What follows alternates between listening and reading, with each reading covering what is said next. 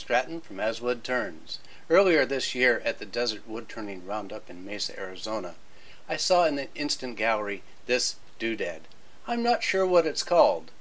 Fortunately, the woodturner who made it was there and he described the process, else I probably would never have gotten it. So, let's make one of these things. I've prepared a 4x4 blank, actually 3x3 at this time, and I've sawn it in half and glued craft paper in between. So this is the starting point. Let's make one of these things. I don't remember his name and I don't remember what he called it, but let's do it anyway. To back up just a little bit, I had a cedar 4x4. It was a nice tight grain, unlike most other 4x4s in the lumberyard. It has been in my home for several years and now is nice and dry. It is not a preferred wood for turning, but should be adequate for this project. I ripped the wood in half with 2 passes on the table saw with the same side against the fence, then cleaned up the surface and glued it back together again, this time with the craft paper in the joint. This joint is essential to the process you'll see later. Then between centers I turned the wood round. This piece is big enough for 3 of these doodads. I squared off the ends with a spindle gouge, then marked off the measurements for the first doodad. Now I need to turn 2 coves, one on each side of the flat.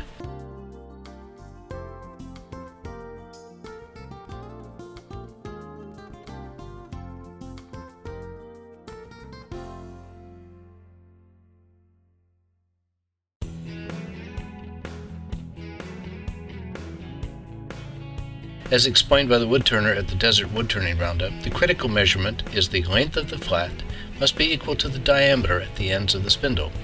Since the 4x4 is really only 3.5 by 3.5 to start with, and there was some loss in rounding it, I figured 3 inches would be my finished maximum diameter.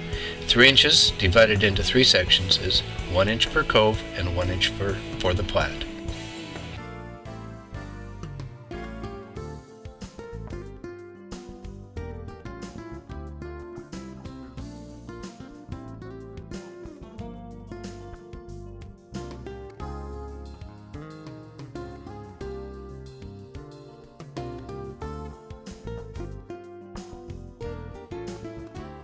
Now to turn as perfect a cove as possible and to have the diameter and the flat as near to 1 inch as possible.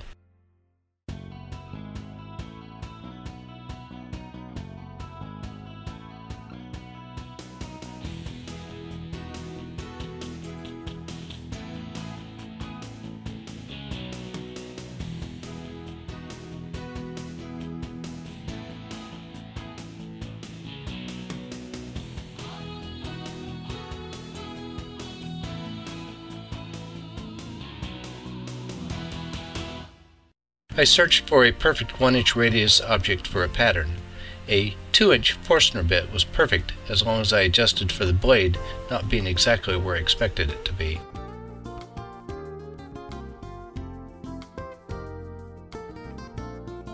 I used a spindle gouge to rough out the coves and finish them with a round nose scraper. I reduced the flats with a parting tool, then cleaned up with a skew.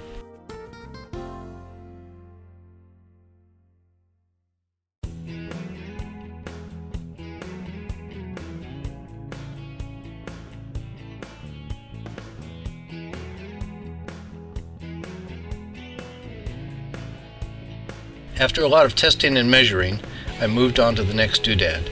I decided to do all 3 before completely parting off any of them.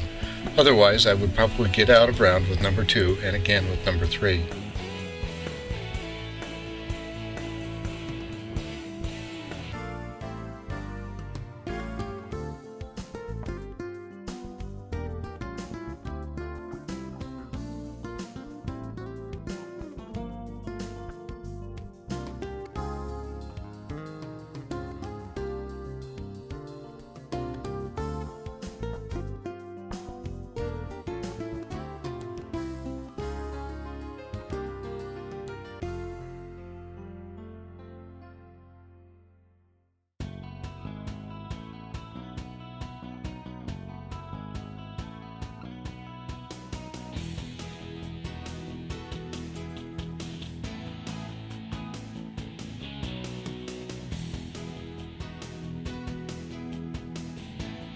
I sanded with only 80 and 100 grit sandpapers.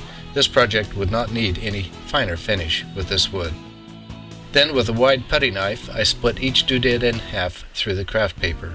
The paper splits nicely, then can be easily cleaned off with a disc center. Then glue them back together again after rotating one half 90 degrees. Clamping is a bit tricky.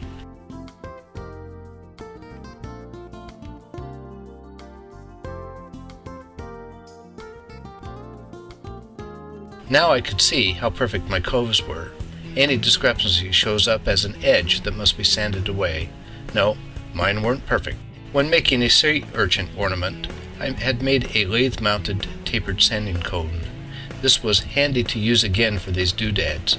By sliding the cove up and down the taper, I could select the radius that I needed. I treated each doodad with sanding sealer, then turned them over to my wife for painting. These will be perfect for my grandchildren. Now, somebody please tell me what these things are called. And if you are the guy who showed them to me in Mesa, thank you again. Please subscribe to my channel and visit my website at aswoodturns.com. Until the next video, this is Alan Stratton from aswoodturns.com.